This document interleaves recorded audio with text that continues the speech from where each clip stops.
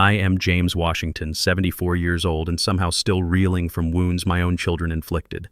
As a retired postal supervisor who worked 43 years for the government, I thought I'd earned respect and dignity in my golden years.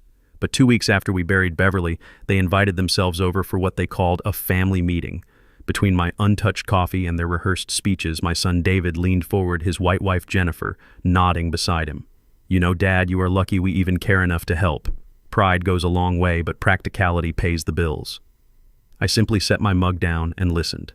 That night I opened Beverly's secret folder and called the lawyer about activating the Portugal plan.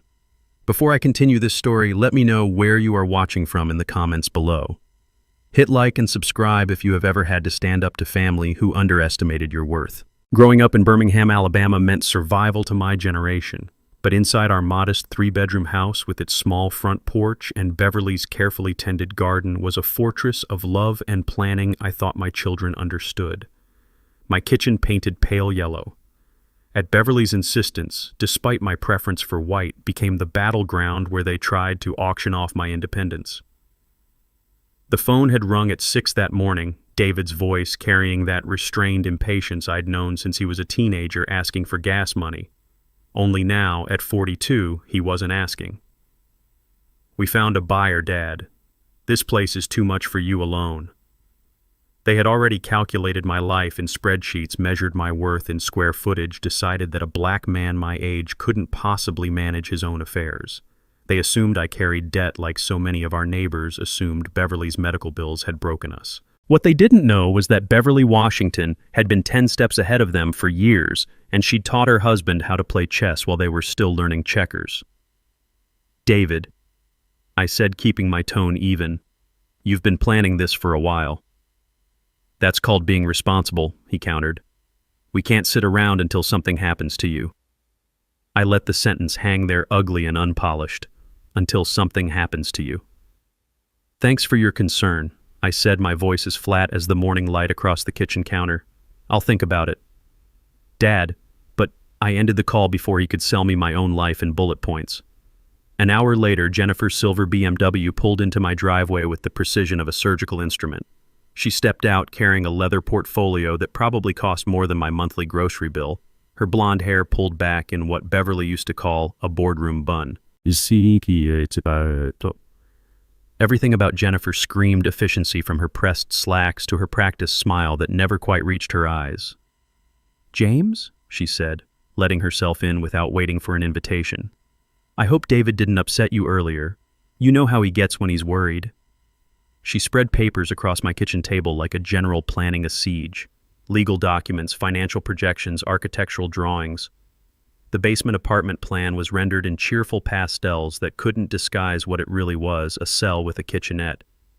"We've designed your space," she said, pointing to the drawings with a manicured finger. "Full bathroom, separate entrance, even a little sitting area. You'd have complete privacy while still being close to family." Privacy. The word tasted like copper pennies in my mouth. "It's really quite generous." She continued, her voice taking on that particular tone white people use when they're about to tell you what's good for you. "Most people your age, especially in your circumstances, would be grateful for this kind of arrangement." Your circumstances. Not our circumstances. Mine. As if being a 74-year-old black man automatically made me a charity case. "The market analysis shows your house is worth more than you'd expect," she said, sliding another document toward me. "We could clear the contractor costs for the basement renovation and still have plenty left over for Zoe's education. It's really a win-win for everyone." Win-win. There it was again, that phrase that meant everybody wins except the person being won against. "And David mentioned the mortgage situation," she added delicately. "We understand you might be behind on payments. There's no shame in that. Medical bills can devastate even the most careful planners." Before I could correct her assumption, my daughter Keisha's Camry pulled up behind Jennifer's BMW. Keisha stepped out looking like she'd rather be anywhere else. Her nurse's scrubs wrinkled from a double shift. At 40, she carried herself with the tired dignity of a single mother who'd learned to fight every battle twice. "Hey, Daddy," she said, kissing my cheek. Her embrace felt apologetic, like she was already sorry for what was coming. "Keisha," Jennifer said brightly. "Perfect timing. I was just showing your father the basement plans." Keisha glanced at the papers, then at me. Daddy, I think this might be, it could be good for you, having family close. But her voice carried no conviction, and I could see the conflict in her eyes. This was my daughter who'd worked 2 jobs to put herself through nursing school, who'd never asked me for a dime she couldn't pay back. Now she stood in my kitchen enlisted in someone else's campaign. We've all discussed it, Jennifer continued smoothly. As a family, we think it's the most practical solution for everyone involved. The word hit me like a physical blow. Family. As if the 3 of them had held a board meeting about my life and voted me off the island of my own independence. I looked at Keisha, really looked at her. The dark circles under her eyes, the way she held her shoulders like she was carrying invisible weight. When did this meeting happen? I asked quietly. She couldn't meet my gaze. Last week, at David's house. We're worried about you, Daddy, living here alone. Last week. While I was still finding Beverly's reading glasses on random tables and hearing her voice in empty rooms, they'd been planning my future around someone else's dining room table. We know what's best for people your age, Jennifer said, her smile growing more fixed. The statistics on elderly men living alone are quite sobering. People your age. Not you specifically, James Washington, who'd run a postal facility with 200 employees and never missed a day of work in 43 years. Just people your age, a demographic to be managed and relocated. The realization hit me with crystal clarity. This wasn't about my well-being. This was about liquidating an asset that happened to have my name on it. And Beverly. God rest her soul, had seen it coming long before I had. After they left, I stood in the hallway for a long time. The late morning light slanted through the front windows, catching dust on the console table. Beverly's reading glasses were still there, folded neatly on top of a paperback she'd never finish. I reached out to touch them, then stopped. Touching them felt like a step I wasn't ready to take. My feet carried me without thinking to her study. The room smelled of lemon oil and the faint trace of her perfume, something floral and subtle that clung to the curtains. Her desk was exactly as she'd left it, pen resting diagonally across a yellow legal pad, the corner of an envelope peeking from under a stack of papers. I sat in her chair. The leather was worn smooth where her elbows had rested. For the first time in 2 weeks, my shoulders eased. There was a bottom drawer on the left stiff from years of sticking. I pulled it open. Inside were the usual layers of life-old tax returns, appliance manuals, greeting cards from grandchildren. Beneath them, my fingers found the edge of a pale blue folder. It was heavier than it looked. The paper inside shifted with a faint whisper, like it knew it had been waiting for me. I didn't open it immediately. I set it on the desk and rested my palm on the cover. A yellow sticky note was attached to the front. Beverly's handwriting in tidy block letters. When they circle you like vultures, use this. I sat there, the late morning light warming the side of my face, and for the first time since the funeral, I felt something other than loss. It wasn't hope, not yet, but it was direction. When I finally opened the folder, the first thing I saw was a stack of financial statements. Bank accounts I didn't recognize, not the joint accounts we'd had for decades, but individual ones, all in Beverly's name. One was from a small credit union in another county, another from an online bank I'd never heard her mention. Each had modest sums, $8,400 here, $12,200 there. Not fortunes, but enough to make me wonder why they'd been kept separate. Under the statements were property documents. My breath caught when I saw the first, a deed for a villa in the Algarve region of Portugal purchased 10 years ago. The owner's name, Beverly Marie Washington. No mention of me. I flipped to the next page. A letter from a law firm in Lisbon dated last spring confirming the property's current value and offering to manage a rental contract. Beverly had declined in a handwritten note at the bottom. Not yet. Keep private. Private. The words sat there like a secret she'd kept even from me. There were more documents. Life insurance policies I'd never signed, all naming beneficiaries I expected David and Keisha. But one caught my eye, a newer policy much smaller with only one beneficiary listed, Zoe Washington. No mention of her parents. I leaned back in Beverly's chair. The lemon-scented polish in the wood seemed stronger now, mixing with the metallic taste that had risen in my mouth. Beverly had always been deliberate. She didn't forget things. If she'd kept this from me, it wasn't oversight, it was strategy. I picked up a smaller envelope tucked into the back of the folder.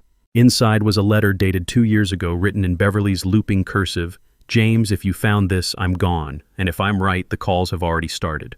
They will circle you, not because they need you, but because they want what you've built. I've watched it for years. Small comments, questions about money, the way they count what isn't theirs yet. You've always given them the benefit of the doubt. I stopped doing that long ago. The house is yours. It stays yours. I paid it off so you'd never have to answer to them about it. But I also knew they'd try to make you believe you couldn't manage alone. That's why there's a second plan. The villa in Portugal is for you, but not on paper yet. You'll find instructions in the back. Follow them if you need to disappear for a while. Sometimes the only way to win is not to play their game. Don't let our children mistake your kindness for weakness, James, and don't let them mistake their inheritance for an entitlement. They'll learn the difference between what they want and what they've earned." Beverly's voice was in my head as I read, calm, even not angry, but certain. I turned to the back pocket of the folder. There was a typed page with contacts for the Lisbon law firm, a local caretaker named Ana Santos, and a key taped to the paper. Next to the key was a note in Beverly's hand, "Trust Anna. She owes me her life. Long story." I let the paper fall onto the desk. My pulse was steady, but my mind was racing. Beverly had seen this day coming before I'd even noticed the storm clouds gathering. She'd watched our children calculate our worth while I'd been proud of their success, blind to the fact that they'd begun to see us as assets rather than parents. For the rest of the afternoon, I moved through the house like a man walking in two timelines at once. Every object I passed: the framed photo of David at his college graduation, Jennifer's ceramic vase from their wedding, Keisha's nursing school diploma, Zoe's crayon drawing of our garden, now felt like evidence in a case I hadn't known I was building. In the kitchen, I found myself staring at the spice rack Beverly had arranged by height, not alphabetically. She'd always said it looked better that way, but now I wondered how many small, deliberate choices she had made that I'd never questioned. I poured myself a glass of water and stood at the sink watching the late afternoon light turn the garden gold. I remembered the last conversation Beverly and I had about the kids before she got sick. "They love you," I'd said, irritated that she'd been distant with David during his last visit. "They love the version of me that helps them," she'd replied. "The version that says yes." I dismissed it at the time as one of her darker moods. Now it played back in my mind like a warning I'd ignored. That evening, David called again. I didn't answer. He left a voicemail. "Dad, just think about what I said. We can make this easy for you. Don't make it harder than it needs to be." Easy for him, maybe. Jennifer texted an hour later. "We'll come by Saturday to talk. Bring Zoe. It'll be good to see you." The phrasing wasn't lost on me. Bring Zoe, like I was the guest, not the host. I put the phone face down and went back to Beverly's study. The folder was still on the desk. I opened it again, this time studying the insurance policy naming Zoe. The date was from last year, well after Beverly's diagnosis. She'd made a choice.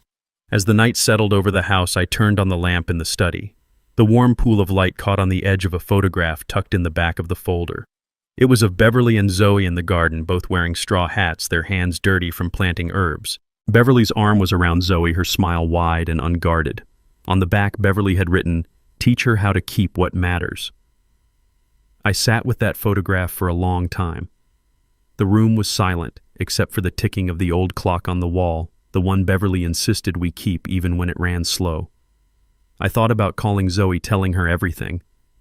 But Beverly's note said, "If you need to disappear, not if you need to explain." This wasn't the time to show my cards. Not yet. Near midnight, I locked the study door for the first time in years. The folder went into the bottom drawer of my desk, not Beverly's. The key to the villa went into the small safe behind the bookcase, the one no one but Beverly and I knew existed. I stood there for a moment, hand resting on the shelf, listening to the quiet house. Somewhere in the darkness, I could almost hear Beverly's voice. "You don't have to fight the way they expect." The next morning, I woke before dawn. I made coffee, drank at this time, and sat at the kitchen table with a pad of paper. I wrote 2 columns, what they know and what they don't. The first list was short. The second was longer than I expected. When the sun finally broke over the garden, I looked at the lemon tree and thought about Portugal, about Ana Santos, whoever she was, about disappearing, not out of fear but on my terms. For the first time since Beverly's funeral, I felt something sharp under the grief. Not anger exactly, but resolve. They thought I was an old man standing on the edge of a cliff waiting to be pushed. They had no idea I'd already built a bridge. Saturday came with a pale winter sun, thin and reluctant. I'd been up since 6, walking the garden paths in my coat, feeling the crunch of frost under my boots. But first, there was a call I needed to make. I picked up the phone and dialed the Lisbon number Beverly had left me. The international dial tone felt like a heartbeat in a foreign language. When the line clicked, a woman's voice answered with a slight Portuguese accent. "Hola, Ana Santos." I asked, my voice steadier than I felt.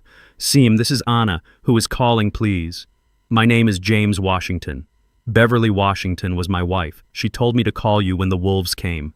There was a pause on the other end, then a sharp intake of breath. "Ah, Senor Washington. Yes, Beverly told me you would call when they came for you. The wolves, she called them. Your children, yes." "Yes," I said, surprised by how easily the word came out. "I have been waiting." Ana said, her English accented but precise. "Your Beverly, she was very smart woman. She knew this day would come. She prepared everything." "Ana," I said, "Beverly mentioned that you owed her your life. Can you tell me about that?" A long pause, then Anna's voice softer now. "Your wife, she saved my family. This was 15 years ago. My husband, he was good man, but not good with papers. Immigration papers very complicated. We had lawyer, but he was not honest man. He took our money, did nothing. We were going to be sent back to Portugal, my children too, even though they were born here in America." I could hear the emotion in her voice as she continued. "Beverly, she was working at the community center, then helping immigrants with English classes. When she heard our story, she became like a lion, Senor Washington. She found us new lawyer, good lawyer. She sat with us at every meeting, made sure we understood everything. She even paid the lawyer fees when we could not." "That sounds like Beverly," I said, my throat tight. "But that is not all," Ana continued. "When the immigration judge, he was being difficult. Your Beverly, she wrote letters. She called people. She fought for us like we were her own family. Because of her, my children got to stay in America, got to go to college. My daughter, she is doctor now. My son, he is teacher. All because of your Beverly." I closed my eyes, seeing Beverly in my mind, fierce and protective, fighting for people she barely knew because it was the right thing to do. "So when she came to me 2 years ago," Ana said, "when she was sick but still planning, still protecting, I told her whatever you need, Ana will do. She asked me to watch over the house in Portugal to keep it ready. She said one day, her James would need a place where the wolves could not follow." "The house is ready?" I asked. "Sempre," Ana said, "always. I check it every month. Fresh linens, everything clean. The papers, they are with the lawyer in Lisbon waiting for your signature. Your Beverly, she set up everything so you could disappear, Senor Washington, so you could have peace." I felt something shift in my chest, a weight I hadn't realized I was carrying beginning to lift. "Ana," I said, "I think it might be time." "Sim," she said, and I could hear the smile in her voice.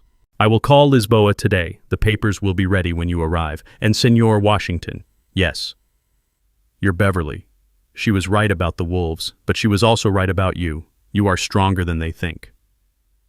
After we hung up, I stood in Beverly's study looking out at the garden we had built together. The lemon tree needed pruning, but someone else would have to do it now. I had a plane to catch. For the first time since the funeral, I felt like I could breathe. The next morning, I didn't wait for David and Jennifer to show up with their spreadsheets and basement blueprints. I had my own appointment to keep. Peter Klein's office sat in a restored brick building downtown, the kind of place that whispered competence without shouting about it. I'd found his name in Beverly's address book, written in her careful handwriting next to a note that said, "Trusts the process, not the performance." His receptionist, a middle-aged black woman with kind eyes, offered me coffee and water. I took both out of respect for the ritual. When Peter stepped out, he was younger than I'd expected, maybe 50, with the calm demeanor of a man who'd learned that most legal problems were really people problems in disguise. "Mr. Washington," he said, extending his hand, "I'm sorry for your loss. Beverly was a remarkable woman. You knew her. She consulted with me about estate planning 3 years ago. Very thorough, very determined. She said she was preparing for a war that hadn't started yet." We sat in his conference room and I placed Beverly's blue folder on the table between us. "I think the war has started," I said. Peter opened the folder methodically, his expression growing more interested with each document. When he reached the house deed, he stopped and looked up at me. "She transferred the entire property to your sole ownership 2 years ago," he said. "Quit claim deed properly recorded, no encumbrances. Your children have no legal claim to this property." "I didn't know," I said. She was protecting you, Peter said simply. Beverly told me about your family's financial expectations. She also told me about your experiences with housing discrimination when you were younger. The memories came flooding back. 1975, trying to buy our first house, being shown properties in more suitable neighborhoods, having loan applications mysteriously delayed or denied. Beverly had been the one to research fair housing laws, to document every discriminatory practice, to fight until we got the house we wanted in the neighborhood where we planned to raise our children. She learned the system so she could beat it, Peter continued. And she taught you well enough to help me beat it now. He pulled out a legal pad and began writing. Here's what we're going to do. First, cease and desist letters to any real estate agents your children have contacted. They have no authority to list or sell your property, and continuing to do so constitutes tortious interference. They found a buyer, I said. They found disappointment, Peter replied dryly. Second, we're going to file a formal notice with the county recorder's office stating that you are the sole owner of the property and that any attempts to sell or encumber it without your explicit written consent are fraudulent. I watched him work, his pen moving with the precision of a surgeon. There's something else, I said, and told him about the conservatorship threat. Peter's expression hardened. That's a serious accusation to make without evidence. Conservatorships are meant to protect vulnerable adults, not convenient ones. Do you have any cognitive impairment, Mr. Washington? None. Any history of financial irresponsibility. 43 years of federal employment, perfect credit, no bankruptcies or major debts. Any documented medical conditions that would affect your judgment? High blood pressure controlled with medication. That's it. Peter made more notes. Then any conservatorship petition would be frivolous and possibly constitute harassment. We'll prepare a response documenting your competency and your children's financial motivations. He looked up at me, his expression serious. Mr. Washington, I've seen this pattern before. Adult children who view their parents' assets as their inheritance, who mistake their parents' kindness for incapacity. It's more common than you'd think, and it often has racial undertones. How so? The assumption that older Black Americans can't manage their own affairs, that they need their more sophisticated children to make decisions for them. I've seen it in mixed marriages, especially where the white spouse feels entitled to make decisions about Black family property. The words stung because they rang true. Jennifer's condescending tone, her casual assumption that I couldn't understand financial documents, her patronizing references to people my age. Beverly saw it too, Peter continued. She was very specific about protecting you from what she called well-meaning theft. He gathered the papers and stood up. I'll have these documents prepared and filed by end of business today. The cease and desist letters will go out certified mail. Any real estate agent who continues to pursue this sale after receiving notice will face legal consequences. How long will this take? The paperwork, a few hours. The psychological impact on your children, that depends on how quickly they realize you're not the pushover they thought you were. As I prepared to leave, Peter handed me his card.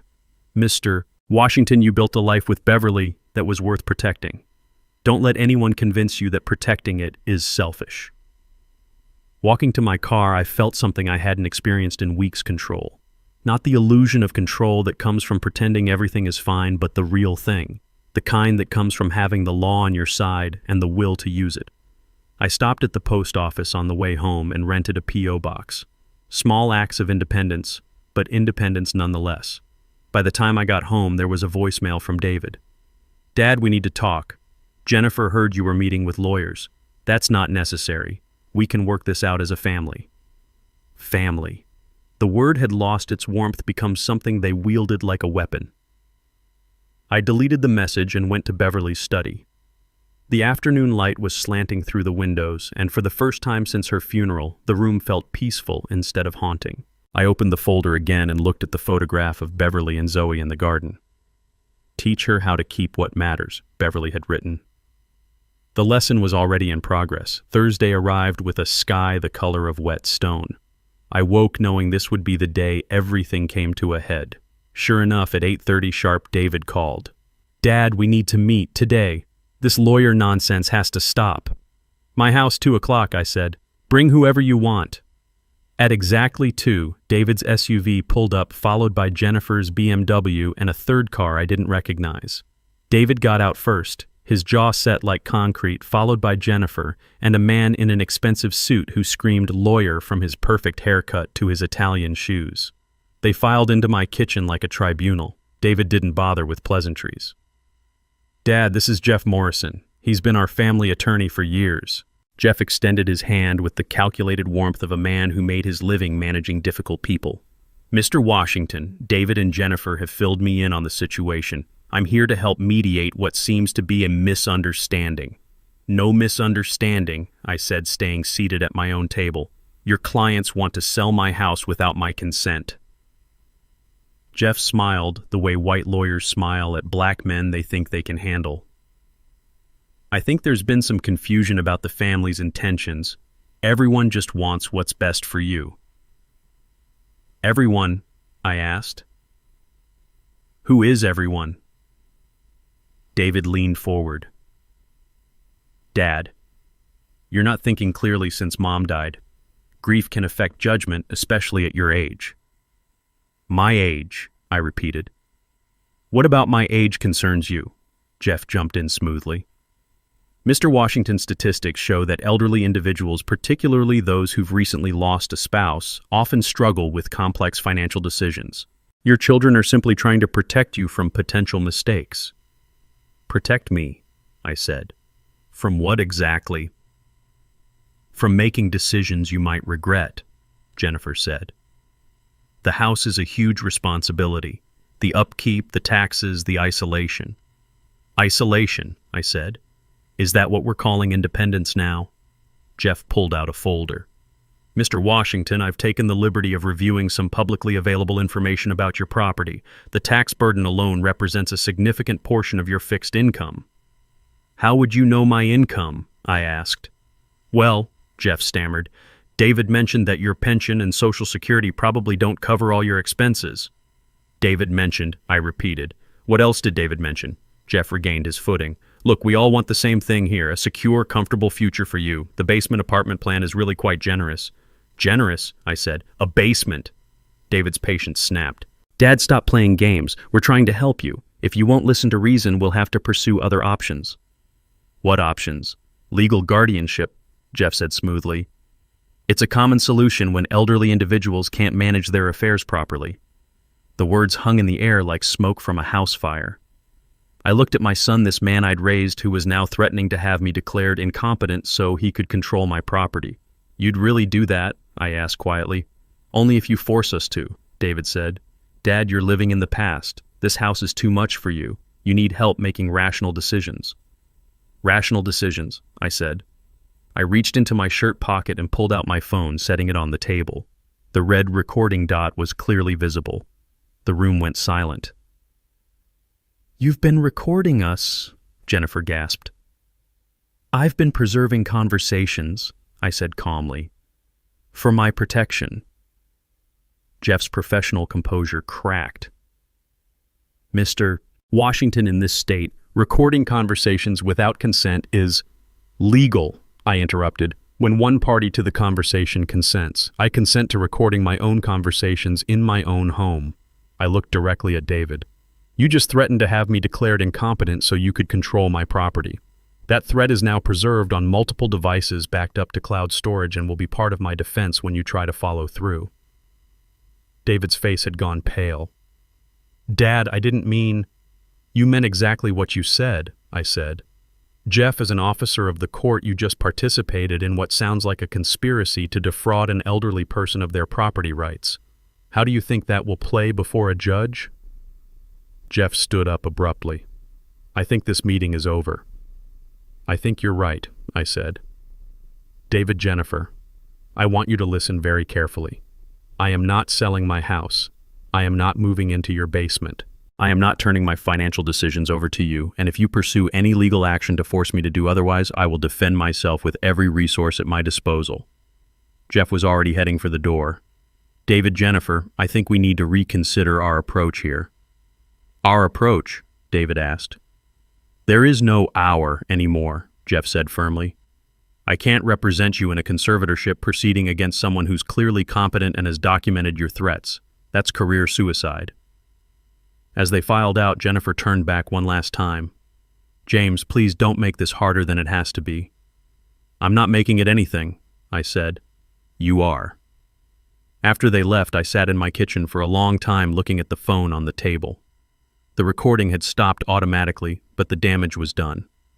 In 10 minutes, they'd destroyed whatever illusion of family unity we'd been maintaining. But for the first time since Beverly's funeral, I felt like myself again. Not the grieving widower they wanted to manage, but James Washington, the man who'd fought housing discrimination and workplace racism and every other challenge life had thrown at him. Beverly had been right about the wolves, but she'd also been right about me. That evening, I knew there was one more conversation I needed to have, and it couldn't wait. I sat at my kitchen table with my phone looking at Zoe's contact information. It was time she knew the truth about everything, including some truths I suspected would surprise her. I dialed her number. She answered on the second ring, her voice bright with the energy of a 19-year-old who still believed the world was fundamentally fair. Grandpa, I was just thinking about you. Mom said you guys had some kind of family meeting today. We did, I said. Zoe, I need to ask you something, and I want you to be honest with me. Okay, she said, and I could hear her settling into a quieter space. The money I've been sending you for college. $500 a month for the past 2 years. You've been getting it right. Silence, not the comfortable kind. Grandpa, what money? My heart sank into my stomach. Zoe, I've been sending you $500 every month since your sophomore year started. Direct deposit to your checking account. She started, then stopped. I get deposits, but Mom told me those were from her and Dad. She said they were struggling to help me working extra hours, making sacrifices. I closed my eyes. Beverly had been right about everything. Grandpa, are you saying those deposits are from you? Every one, I said quietly. $12,000 over 2 years. I could hear her breathing change, becoming shallower. But Mom said... She said they were barely making ends meet helping me. She said I should be grateful because they were choosing my education over their own comfort. Your mother and father aren't paying for your college, Zoe, I am. The line went quiet for so long I thought we'd been disconnected. Zoe, I'm here, she whispered. I don't understand. Why would they lie? Because in our family pride is complicated, I said. Your mother grew up watching her parents struggle, watching other families struggle. She learned that asking for help was weakness, that being the helper was strength. She wanted you to see her as the strong one. But it's not their money, Zoe said, her voice getting smaller. No, it's not. And they know exactly where every dollar comes from. I heard her start to cry, not the dramatic sobs of teenage heartbreak, but the quiet tears that come when the world shifts under your feet. Grandpa, I wrote them thank you cards. I told all my friends how amazing my parents were working so hard for my education. I felt guilty every time I bought something that wasn't absolutely necessary. I know, sweetheart. How long has this been going on? Just the college money. I hesitated, then decided she deserved the whole truth. Your mother has been managing my financial help to the family for years. When you needed your wisdom teeth out, when your dad's business had that rough patch, when your car broke down. I've been helping, but they've been taking credit. Oh my God, she breathed. That's why they're so mad about the house thing. They're used to having access to your money. Smart girl. Beverly's granddaughter through and through. There's something else you need to understand, Zoe. In Black families, especially families like ours, who came from nothing money and help come with complicated feelings. Your parents aren't bad people, but they've confused being proud with being honest. What do you mean? Your mother learned from her mother that accepting help was shameful, that it meant you'd failed somehow, but giving help that made you powerful, worthy of respect. So when I help, she needs to believe she's the one really helping. That's messed up, Zoe said bluntly. It's human, I said, but it's also wrong, especially when it involves lying to you. Grandpa, what about my dad? Does he know? Your father has always known exactly where the money comes from, but it's easier for him to let your mother handle the narrative, especially when that narrative makes them look good. Zoe was quiet for a long time. When she finally spoke, her voice was different, older. That's why they want to sell your house. They think your money belongs to them. Part of it, yes. And the basement apartment thing. a way to control my spending while still having access to my resources. "That's disgusting," she said, and I was proud of the anger in her voice. Good anger, righteous anger. "Zoe, I want you to know that helping you has been one of the greatest joys of my life. Your education, your future, that's worth every penny. But you deserve to know who's actually making it possible." "Grandpa." "Yes, sweetheart. I'm coming home this weekend, and I'm going to have some words with my parents." "You don't have to." "Yes, I do. They let me feel guilty for using money that wasn't even theirs. They let me write thank you notes for sacrifices they never made. That's not just lying to me that's making me complicit in the lie." After we hung up, I sat in my kitchen feeling something I hadn't expected: relief. Not just because Zoe knew the truth, but because she understood what the truth meant. She wasn't just angry about the deception. She was angry about being made to participate in it. Beverly would have been proud. We'd raised a granddaughter who recognized manipulation when she saw it, even when it came wrapped in family loyalty. The phone rang 20 minutes later. Keisha. "Daddy, Zoe called me crying." "What did you say to her?" "I told her the truth about who's been paying for her college." Silence. "Keisha, did you really think I wouldn't tell her eventually?" I hoped we could work this out as a family without involving her." "You involved her the day you decided to take credit for my support." "It wasn't like that," she said, but her voice lacked conviction. "What was it like then?" Another long pause. "I wanted her to be proud of us, to see that we could take care of her." "You can be proud of helping without lying about who's doing the helping." "Daddy, I'm sorry, we've been struggling, and when she thanked us, it felt good to be seen as successful parents." "At my expense." "Yes," she said quietly. "At your expense. I'm sorry." It wasn't enough, but it was a start.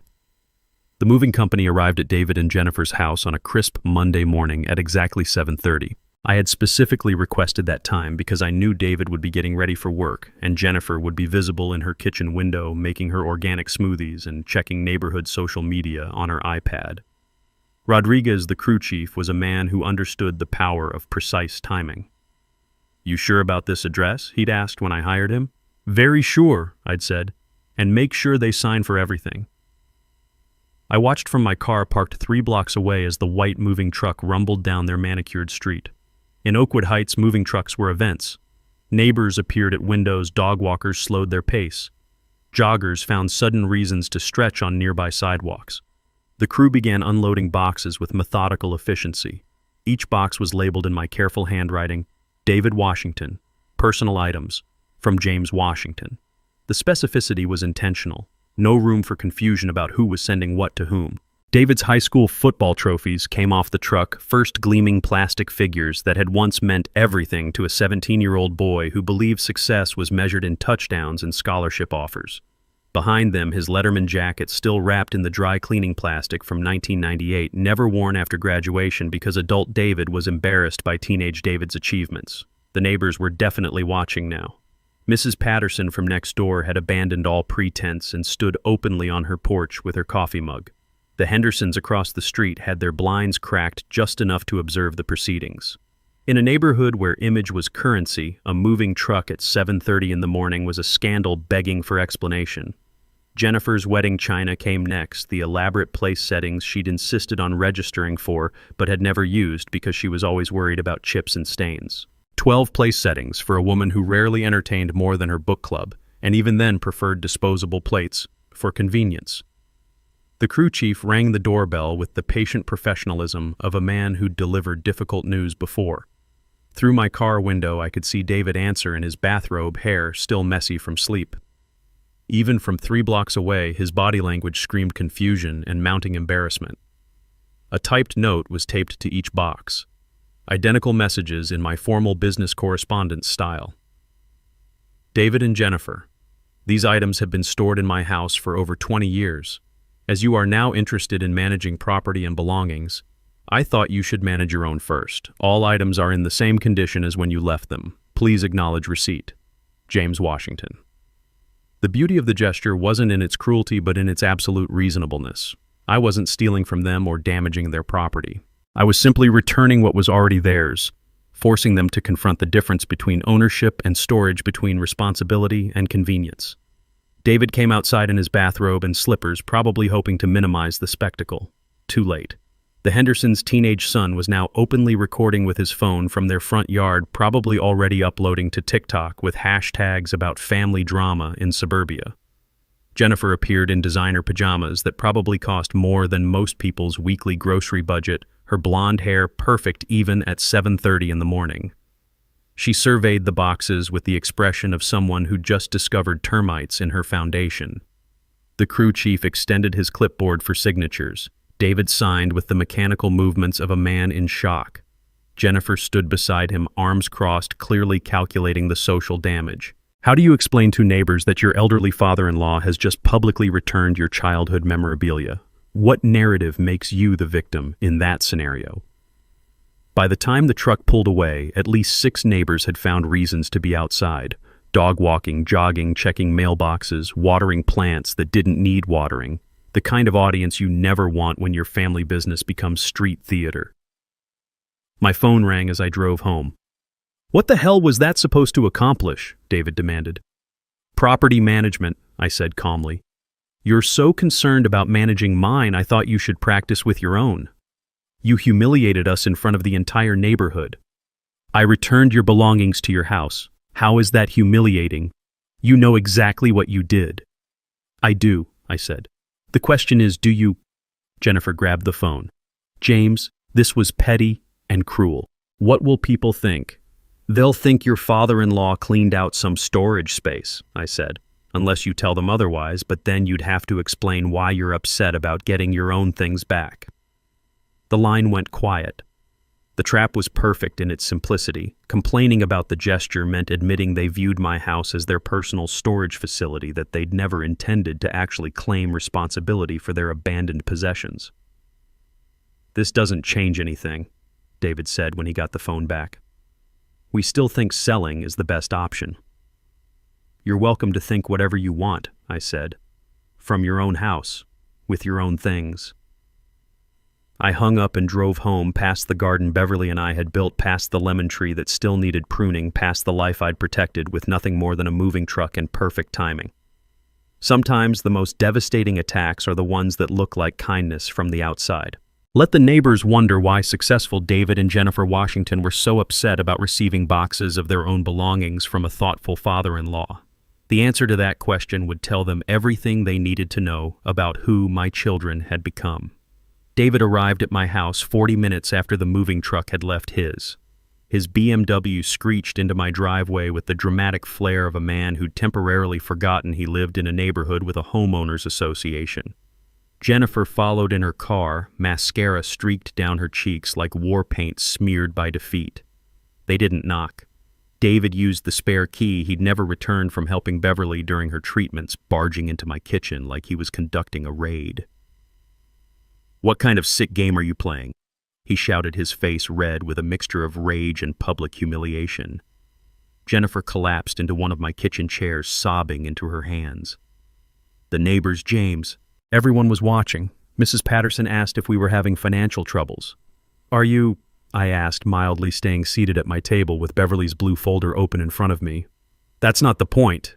David slammed his palm on the table, making Beverly's coffee mug jump. "You made us look like freeloaders in front of the entire neighborhood.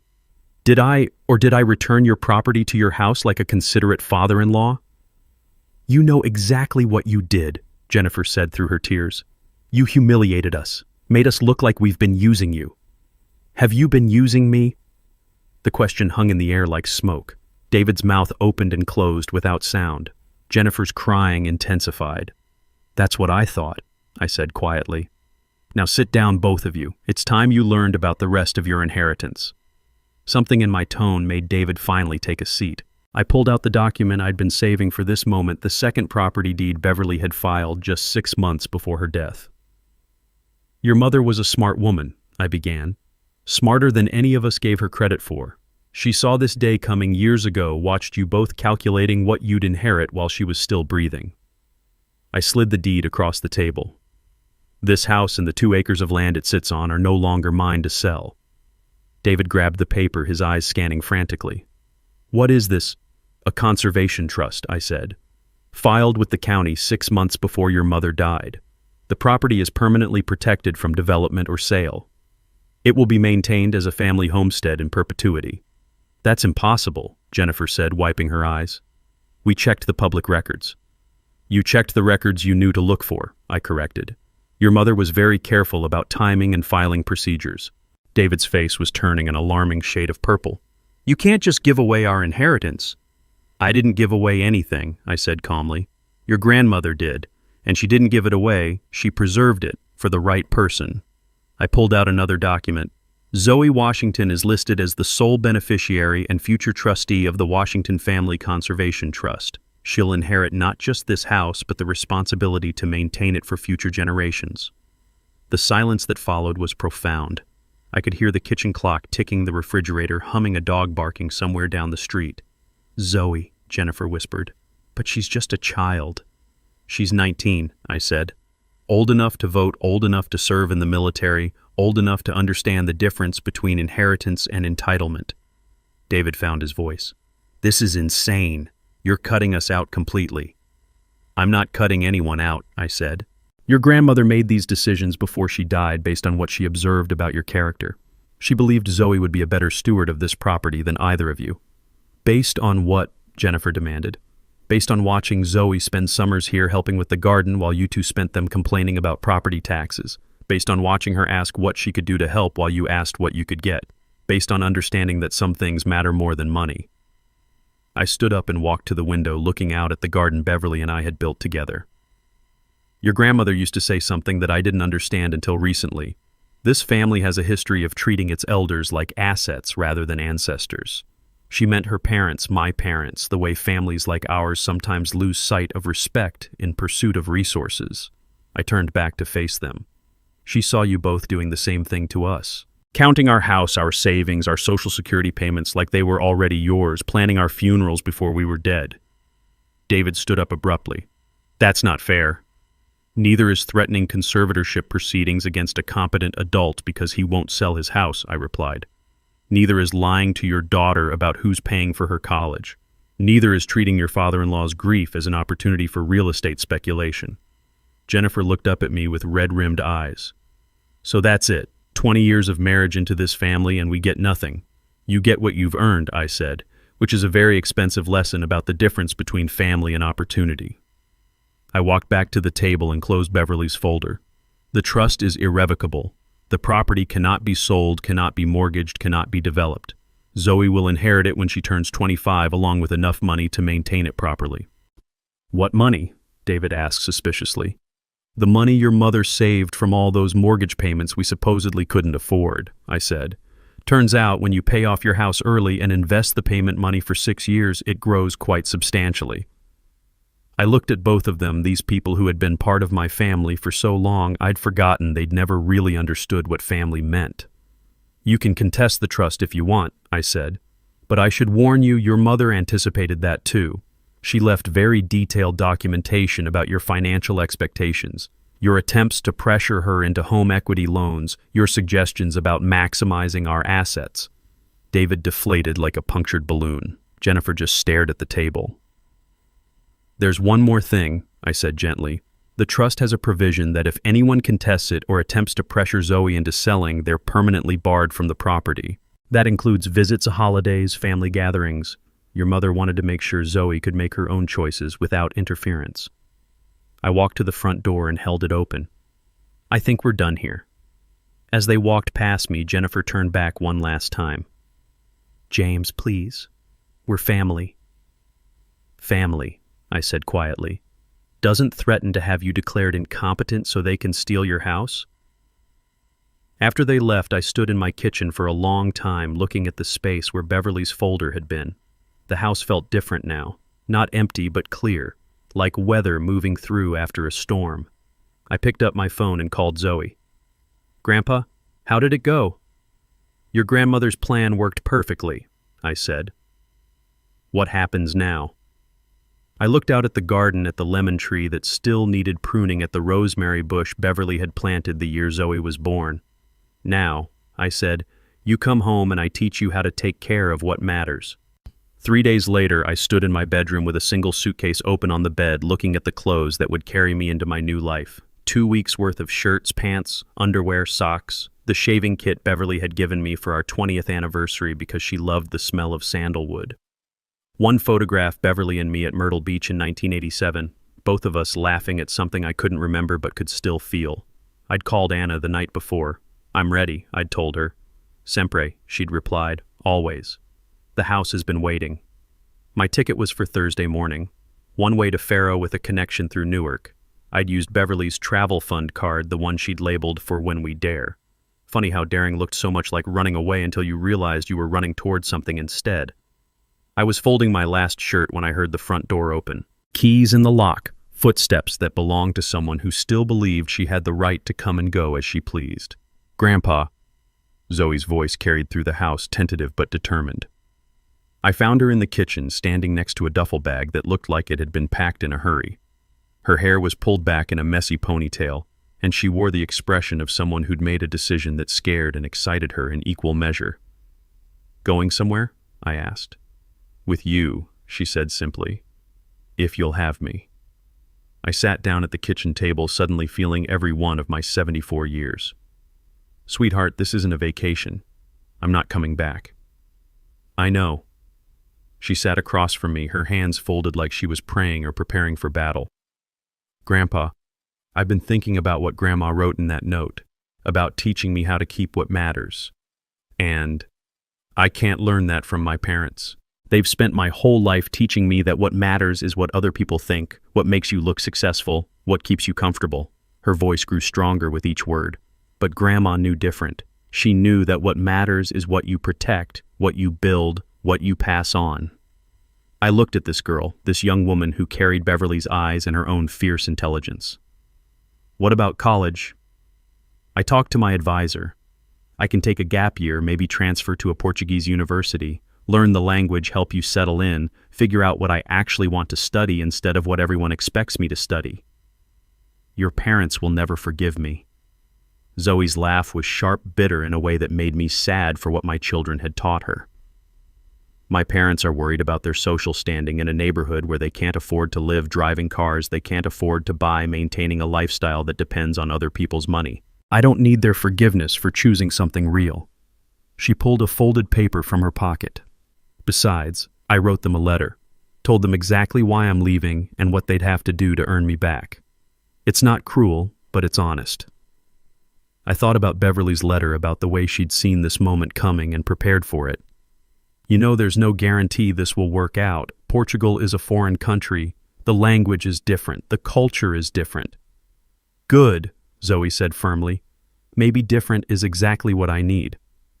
I studied her face, looking for doubt, for the kind of romantic idealism that would crumble at the first real difficulty.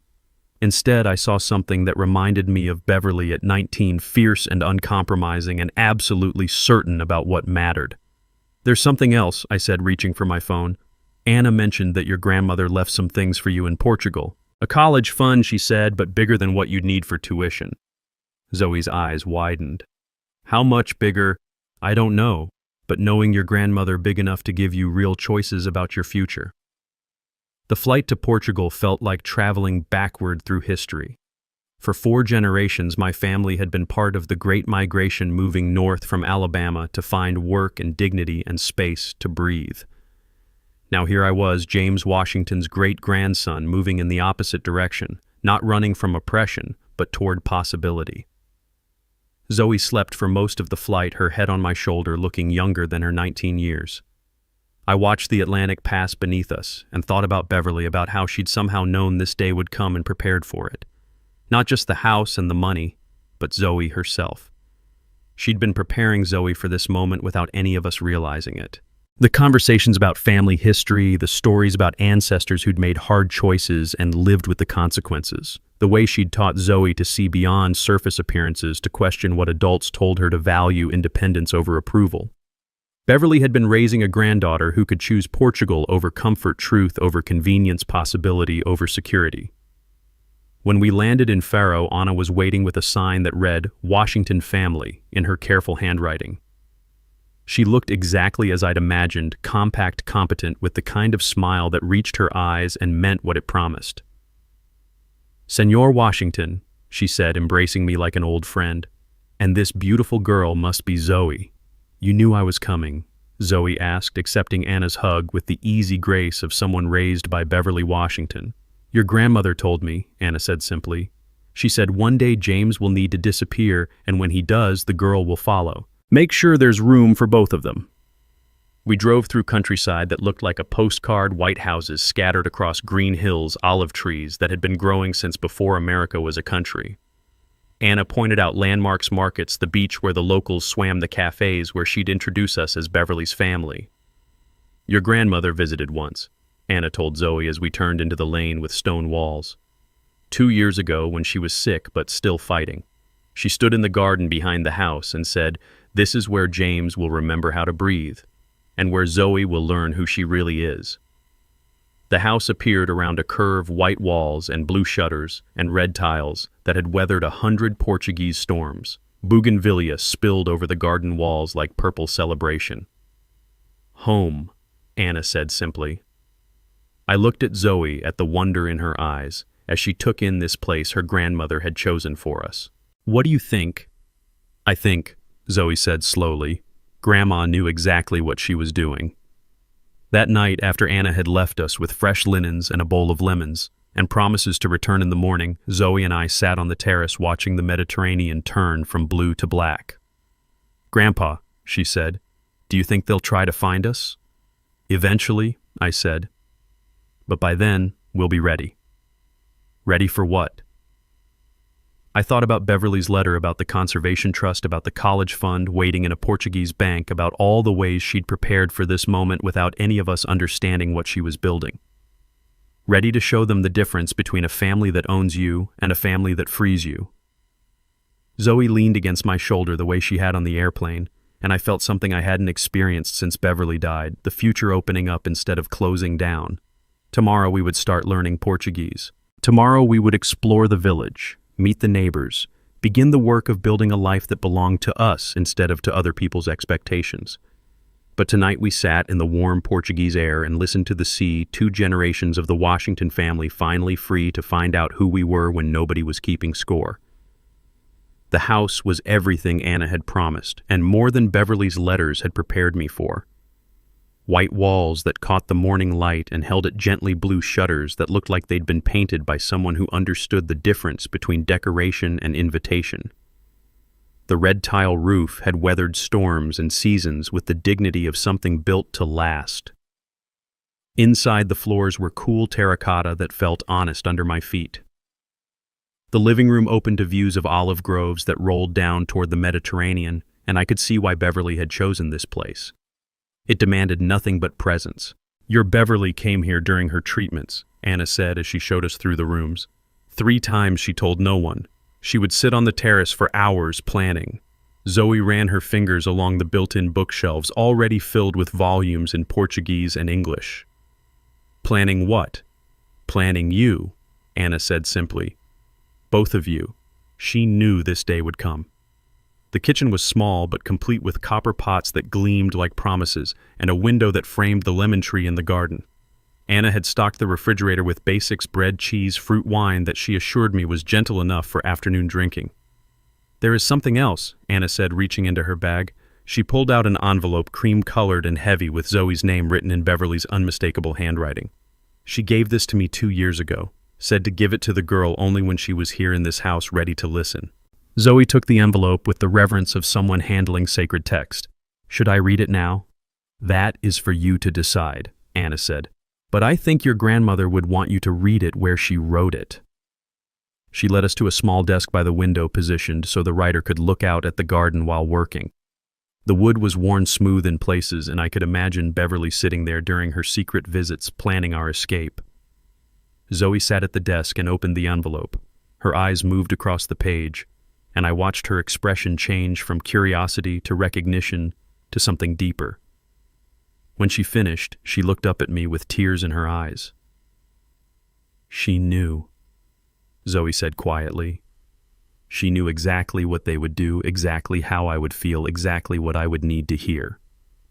What does it say? I asked. Zoe cleared her throat and read, My dearest Zoe, if you are reading this, it means your grandfather has done something very brave and you have been brave enough to follow him. It means you have chosen truth over comfort, possibility over security, love over obligation. Your parents are not bad people, but they have confused loving you with controlling you, confused providing for you with taking credit for provisions they did not make. They love your potential more than they love your person, and that kind of love always comes with strings attached. I have watched 4 generations of our family struggle with the same pattern. Children who see their parents as resources rather than people. Parents who mistake their children's success for their own worth. Families that keep score instead of keeping faith. You have the chance to break that pattern, not just for yourself, but for the children you might have someday, for the family you might build. That is why your grandfather's money is in the bank in Lisbon, why this house is here waiting, why Anna has become part of our family. Some people will tell you that family means accepting whatever treatment people give you because you share blood. That is not family. That is captivity with a prettier name. Real family means people who love you enough to let you disappoint them, who support your dreams even when they don't understand them, who celebrate your independence instead of trying to control it. Your grandfather understands this.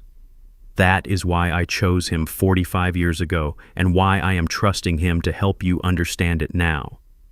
Be brave, my darling girl. Be honest. Be free. And remember that the best way to honor the people who came before you is to become the person they hoped you could be, not the person they tried to make you be. The room was quiet when she finished reading, filled only with the sound of wind through the olive trees and the distant conversation of the sea. Anna wiped her eyes with a handkerchief that looked like it had absorbed many tears over many years. Your grandmother, she understood something most people never learn, that love without freedom is not love, is possession. She stood and walked to the window looking out at the garden. She told me about her first husband's family, how they tried to make her small, how they wanted her to be grateful instead of equal. She said she learned then that some families are prisons and others are launching pads.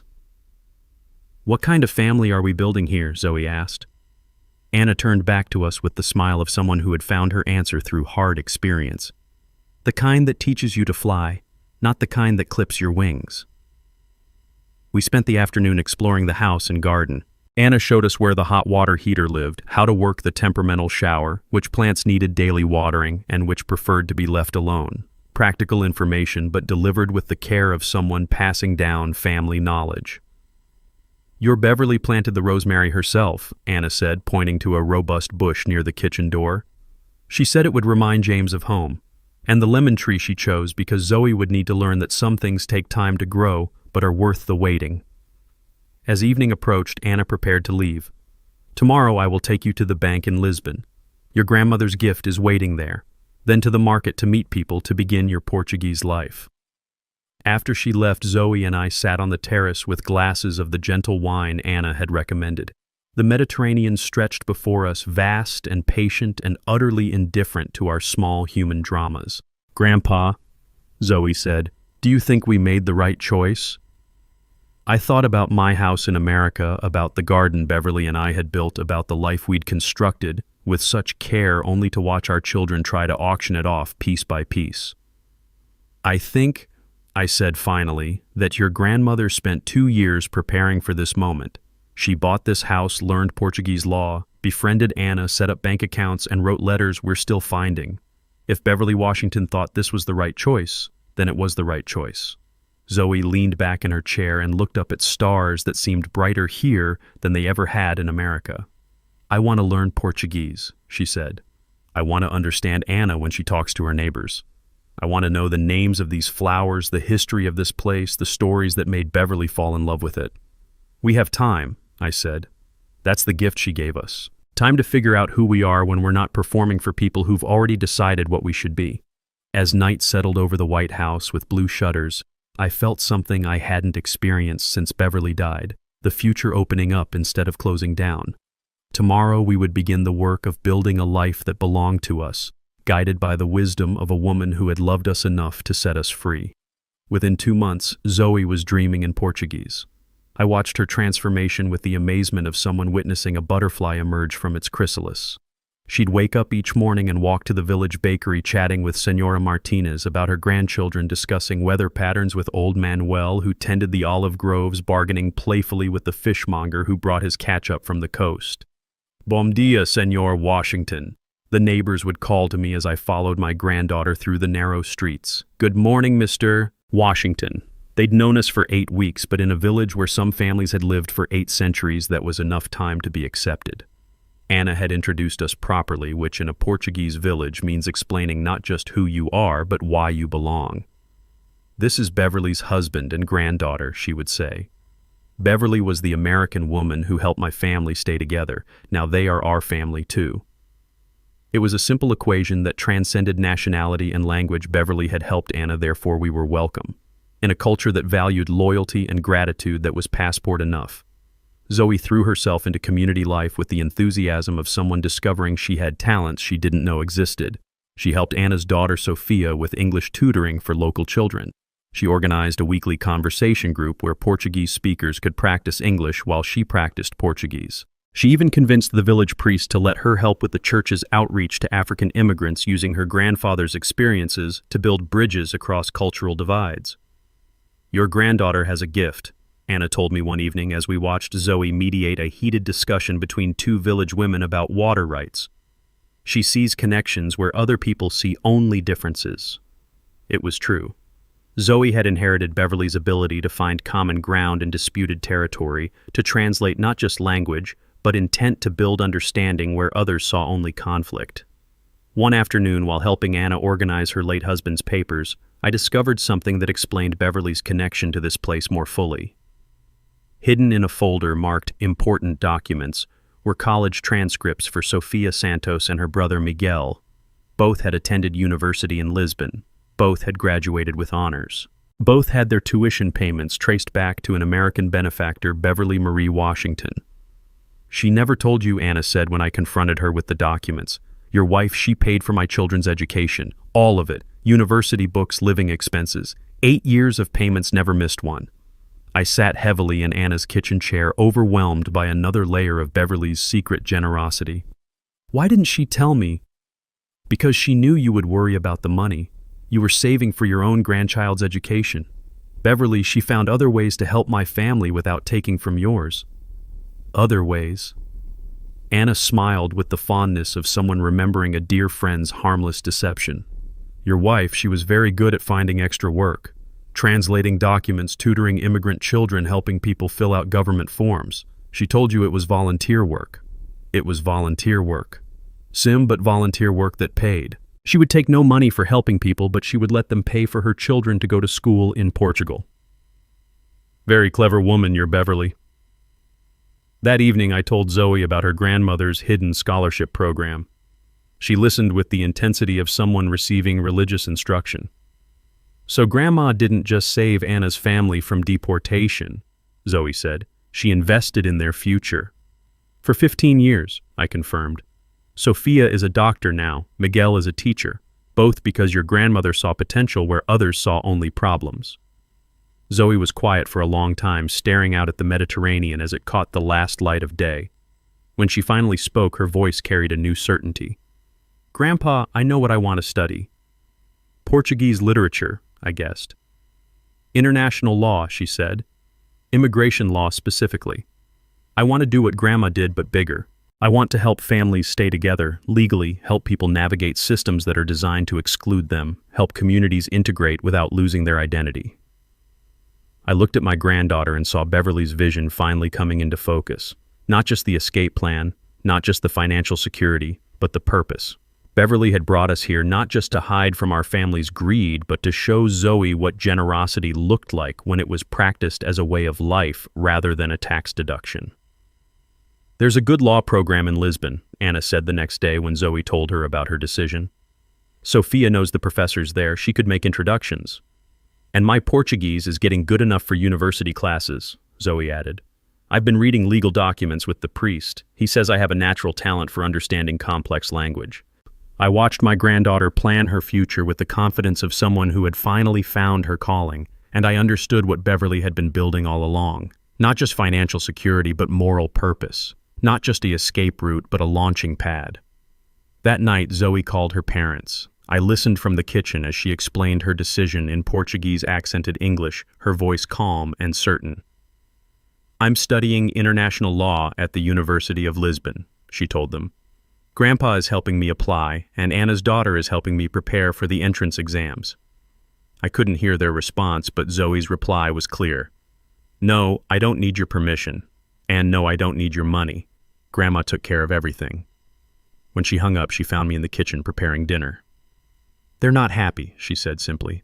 "Are you—" She considered the question seriously, the way Beverly had taught her to consider all important questions. "I'm not happy the way they want me to be happy," she said finally. "But I'm happy the way Grandma wanted me to be happy, the way that comes from knowing you're building something that matters." That I realized was the difference between the family we'd left and the family we were building. One measured happiness by compliance, the other by contribution. One valued comfort, the other valued character.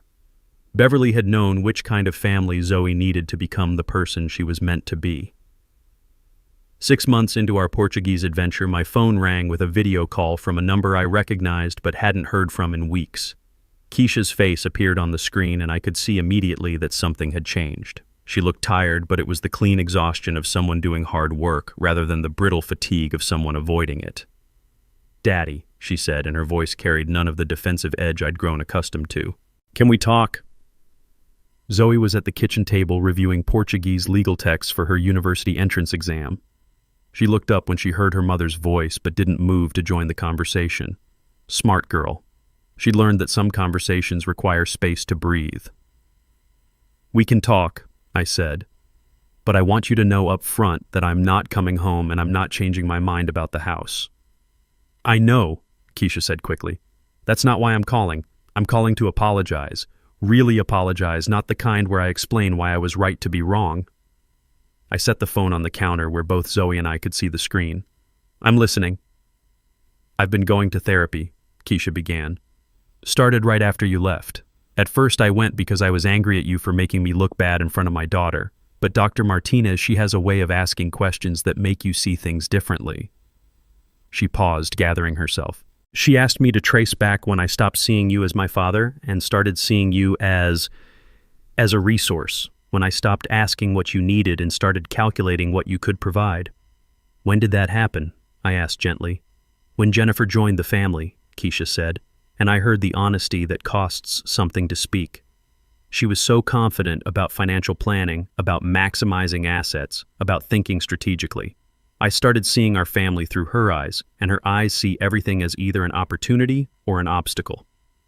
Zoe closed her textbook and leaned forward. "Mom, you let her turn Grandpa into a retirement plan." "I did," Keisha agreed, and the simple admission carried more weight than any elaborate explanation could have. "And I let her turn you into a justification for it. Every time we took credit for Grandpa's help, we were teaching you that love means taking credit for other people's generosity." I watched my daughter's face on the small screen and saw something I hadn't seen since she was a child. Genuine remorse without the performance of it. "What do you want from me, Keisha?" I asked. "Permission to earn you back," she said. "Not forgiveness because I haven't earned that yet, but permission to try." I looked at Zoe, who nodded almost imperceptibly. "What does earning look like?" "Honesty," Keisha said. "With you, with Zoe, with myself. I told Dr. Martinez everything. About the money we took credit for, about the conservatorship threats, about how we talked about you when you weren't there. She's helping me understand why I thought that was acceptable. And I'm learning that being a single mother doesn't give me the right to use my father as a bank. That being tired doesn't justify being manipulative. That being scared about my financial future doesn't mean I get to colonize yours." Zoe spoke for the first time. "What about Dad and Jennifer?" Keisha's expression hardened slightly. "Your father is angry that his inheritance evaporated. Jennifer is angry that her social standing took a hit when the neighbors figured out why you two disappeared. They're not ready for therapy. They're still convinced that they were trying to help and you two were ungrateful. And you—" "I'm grateful that Grandpa loved me enough to set boundaries," Keisha said, looking directly at me through the camera. "Even when it meant losing his family, he chose truth over peace. That's not something a selfish person does." We talked for another hour, carefully and honestly. Keisha told me about her financial struggles, but as information rather than manipulation. She asked about our life in Portugal with genuine curiosity rather than performative concern. She listened when Zoe described her studies without trying to redirect the conversation toward more practical choices. When the call ended, Zoe and I sat quietly for a while. Outside, Anna was hanging laundry on the line that connected her house to her neighbors, a daily ritual that spoke of community and continuity. "Do you think she means it?" Zoe asked. "I think she wants to mean it," I said. "Whether she can sustain the work it takes to mean it, that remains to be seen. Should we let her visit?" I considered the question carefully. "When she's earned it. When she can demonstrate that she sees me as her father rather than her solution to financial problems. When she can spend time with you without trying to convince you to come home and be the daughter they want instead of the woman you're becoming." Zoe nodded thoughtfully. "Grandma was right about boundaries. They're not walls to keep people out. They're gates that teach people how to come in properly." 3 months later, Keisha called to tell me she'd taken a second job to pay back the money she'd taken credit for giving to Zoe. 6 months after that, she sent a letter she'd written to Zoe, taking full responsibility for the lies they'd told about my financial contributions. "I want to visit," she said during one of our monthly calls. "Not to convince you to come home, not to check on whether you're managing your money properly, but because I miss my father, and I want to meet the version of my daughter who's brave enough to build her own life. When you're ready," I told her, "the gate will be open." Some reconciliations happen quickly in the heat of emotion and the relief of resolution. Others take time built one honest conversation at a time, one boundary respected at a time, one choice to prioritize relationship over convenience at a time. Keisha was learning that love isn't about getting what you want from people. It's about helping them become who they're meant to be, even when that person is inconveniently different from who you thought they should be. Beverly would have been proud of the progress. Slow, difficult, honest progress toward the kind of family that frees instead of binds. 1 year after our arrival in Portugal, I stood in the garden behind our white house watching Zoe practice her Portuguese with Anna's grandson who was visiting from Lisbon. The conversation flowed between languages like water finding its level, and I marveled at how natural it had become for her to exist in 2 worlds simultaneously. The trust fund Beverly had established matured on Zoe's 20th birthday, making her independently wealthy in a way that had nothing to do with her parents' expectations or my charity. $200,000 carefully invested and grown over the years, Beverly had been planning our escape. Enough for Zoe to attend any university she chose, to build any life she envisioned, to never again have to calculate the cost of disappointing someone who claimed to love her. "I want to use some of it to expand Anna's immigration assistance program," Zoe told me when the lawyers in Lisbon explained the terms of her inheritance. "Grandma would have liked that." She was right. Beverly would have loved seeing her granddaughter choose generosity over security, purpose over comfort. Keisha had visited twice now, carefully and respectfully, staying in a small hotel in the village rather than assuming she could occupy our space. The conversations were still tender, still careful, but they were real in a way that our old family dynamics had never allowed. She was learning to see Zoe as an adult rather than a project, learning to see me as a person rather than a resource. David and Jennifer's marriage had not survived the revelation that their lifestyle had been subsidized by the man they'd tried to warehouse in their basement. The divorce proceedings were bitter, and public fought over assets that had never really belonged to either of them. Their Oakwood Heights neighbors had the scandal they'd been waiting for, and both David and Jennifer had learned the hard lesson that social standing built on borrowed money collapses quickly when the borrowing stops. But that was their story to write, now their consequences to manage. I had taught them what I could about dignity and respect and the difference between love and ownership. Whether they chose to learn those lessons was no longer my responsibility. In the evening, Zoe and I would sit on our terrace with glasses of wine and Portuguese cheese, watching the Mediterranean hold the last light of day. These conversations had become my graduate course in parenting, teaching me things I wished I'd understood when my own children were young. "The difference between helping and enabling," I told her one night, "is whether your help makes someone stronger or more dependent." "The difference between love and control," she replied, "is whether you celebrate someone's independence or try to prevent it." We had both learned Beverly's final lesson, that the greatest gift you can give someone is the strength to live without you and the wisdom to choose to be with you anyway. As the Portuguese stars appeared overhead, I thought about the man I'd been a year ago standing in an American kitchen while his children auctioned off his dignity. That man felt like a stranger, now someone I'd once known but had outgrown. Beverly had known this day would come. She'd known that sometimes the only way to save a family is to leave it, that sometimes the only way to teach love is to withhold it until it's offered freely, that sometimes the greatest act of faith is trusting people you've raised to find their own way back to the values you tried to teach them. Zoe fell asleep reading legal texts in Portuguese, and I covered her with the blanket Beverly had brought from America during one of her secret visits. Tomorrow she would wake up and continue building a life that belonged entirely to her, funded by a grandmother's foresight and guided by principles that could not be bought or sold. The house settled around us with the contentment of a place where people were free to become who they were meant to be. In the distance, the sea kept its eternal conversation with the shore, speaking the language of persistence and change, and the patient work of shaping stone into sand. I thought about calling Keisha, sharing this moment of peace and possibility. Instead, I decided to wait. Some gifts are best received when they're not expected, when they arrive as surprise rather than obligation. The last light faded from the Mediterranean, and I went inside to prepare for sleep. Tomorrow would bring new Portuguese words to learn new legal concepts, for Zoe to master new ways of understanding what it means to build a family based on choice rather than circumstance. Beverly's plan had worked perfectly. She'd given us not just financial security, but moral clarity, not just a place to hide, but a reason to hope. In teaching us how to leave, she'd taught us how to love. In setting us free, she'd shown us how to build something worth protecting. The White House with blue shutters held us safely through another night, and I fell asleep to the sound of the sea, grateful for the woman who'd loved us enough to prepare us for a life she would never see, but had made possible anyway. True family wealth isn't measured in property or inheritance, but in dignity, respect, and the wisdom to know the difference between love and manipulation.